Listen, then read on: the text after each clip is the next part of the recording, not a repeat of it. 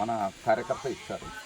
అలాగే ఊళ్ళో కూడా చాలామంది భక్తులు ఏదైతే ఇక్కడ ఈ క్షేత్రంలో ఏ స్థాయిలో అభివృద్ధి జరగాల 20-30 ఏళ్ళుగా ఒక్కరే స్వయం ప్రకటిత ధర్మకర్తగా పనిచేయడము చాలా ఇబ్బందిగా ఉంది. దీనిపైన కంప్లైంట్ ఇచ్చాం. డీసీ గారితో మాట్లాడాను, రామనేల్ గారితో.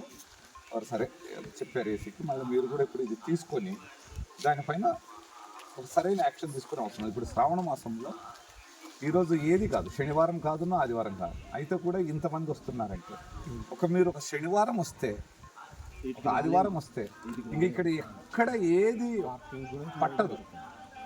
అంత యొక్క రద్దీ ఉండే దగ్గర ఒక్కరే, అది ఇంకొక వ్యక్తికి ఇది మంచేమి చెడేమి తెలియనంత రహస్యంగా నడుస్తుంది.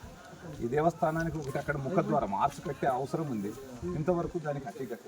ఇప్పుడు మీ వెనకల మీరు చూస్తున్నారు, దీన్ని మురారి చెరువు అంటారు. ఈ చెరువుని అభివృద్ధి చేయడానికి కూడా అనుమతులు ఉన్నాయి ఇక్కడ ఉన్నటువంటి ఫారెస్ట్ డిపార్ట్మెంట్ నుండి కానీ ఆర్కియాలజీ నుండి కానీ, అయితే కూడా అభివృద్ధి లేదు.